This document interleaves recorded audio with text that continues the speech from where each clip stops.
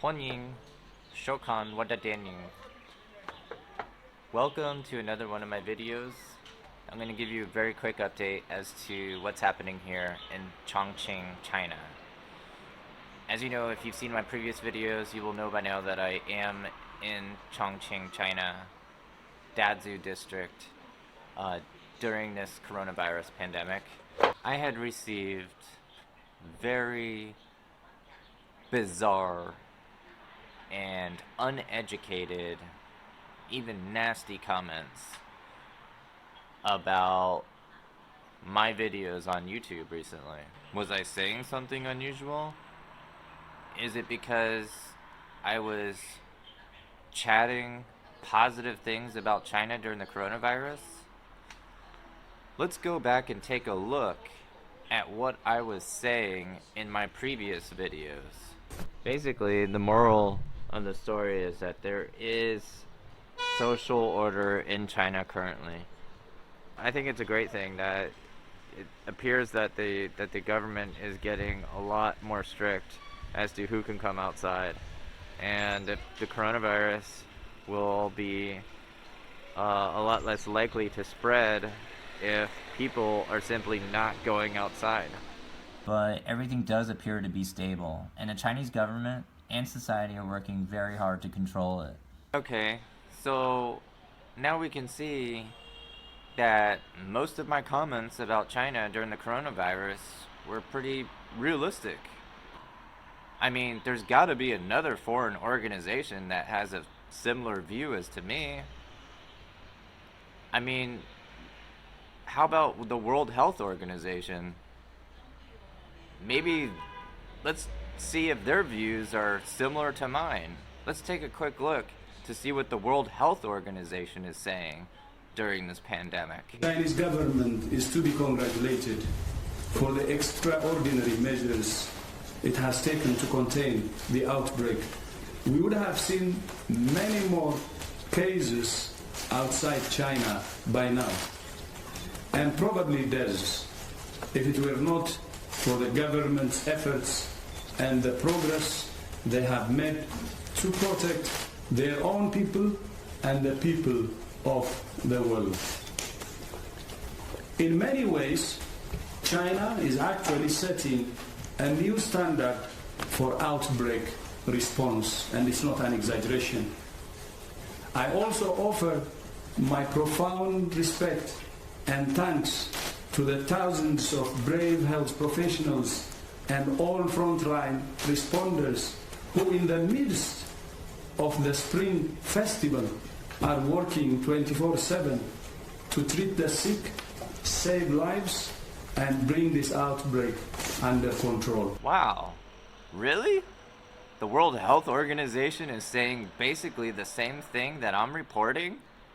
No. Could this be possible? So, the people that disagree with me and the people that disagree with the World Health Organization, I mean, these thousands of people, like, where are they getting their information from then? So they could be getting their information from other sources on the web, like YouTube, maybe some crazed journalists from the Wall Street Journal or from the New York Post. We've all seen it.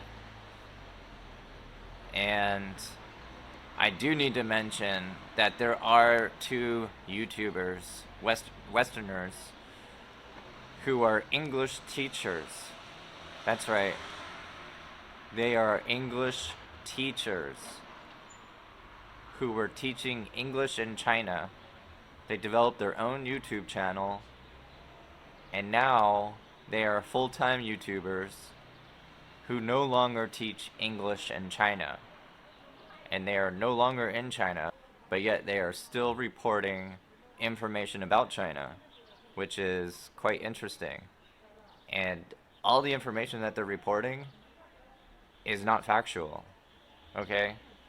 So everyone, please be careful as to the information that you are receiving, because there is a lot of information out there that is not legitimate, it's not factual, and it's nothing but fabrication and slander.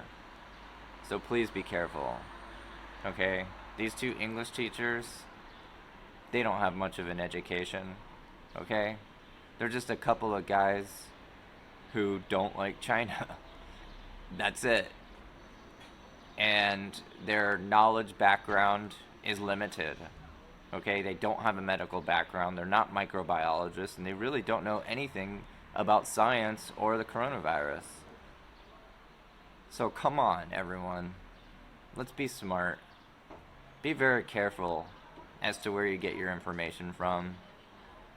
There's a very legitimate organization called the World Health Organization. They're legitimate, okay? They're not going to slander, they're not going to exaggerate, they're going to give you facts. Why would they take a risk on jeopardizing their legitimacy?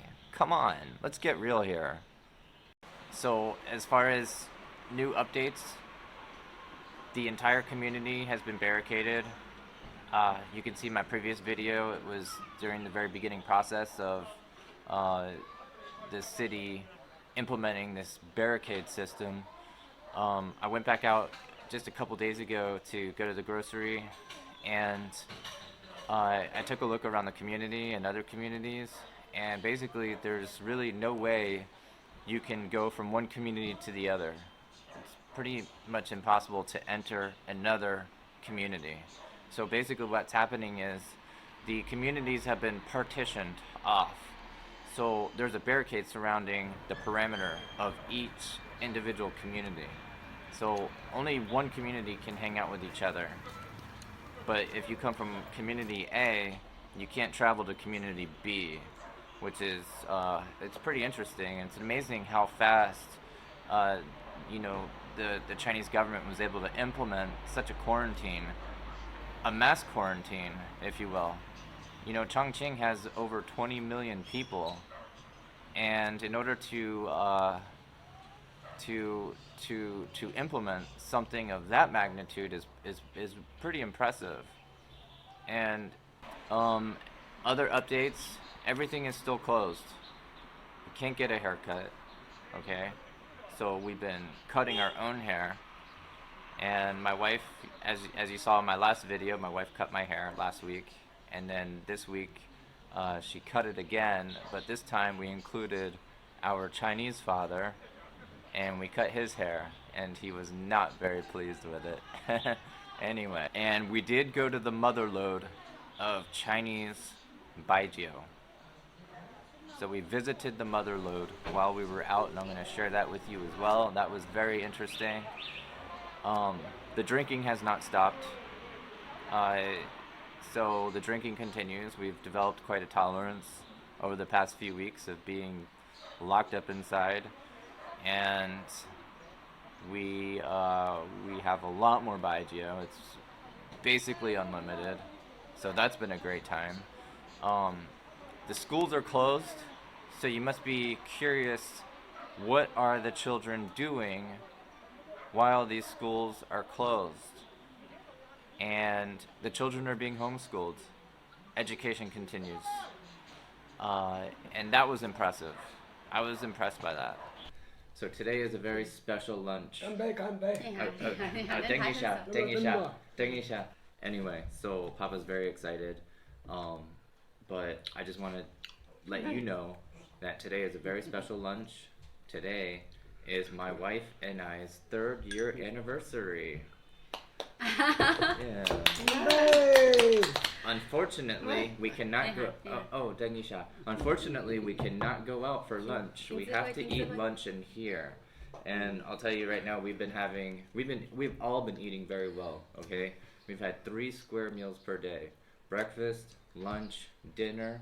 We have baijiu for every single lunch. We have baijiu for every single dinner, and we're all having a good time. And today is, like I said, it's my wife and I's 3rd year anniversary. We're going to celebrate it here at home because obviously we cannot leave.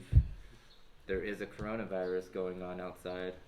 And so, ganbei. Ganbei for anniversary. Yeah. 3周年快乐 Whole family happy. 全家人快乐。要得。要得要得。要得要得。So the good news, and thank goodness, because we are officially reaching the very tail end of this coronavirus pandemic. And I am very, very thankful for that. I cannot wait to go outside and travel wherever I want. Really can't wait for that. It's party time. If you think I've been partying indoors, just wait. The real party is outside. Okay, anyway.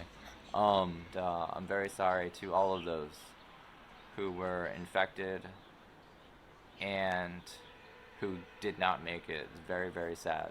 Okay? But we gotta be positive. There are not many new cases of people being infected with the coronavirus. So what that means, it's basically being contained. So I'm feeling very optimistic right now.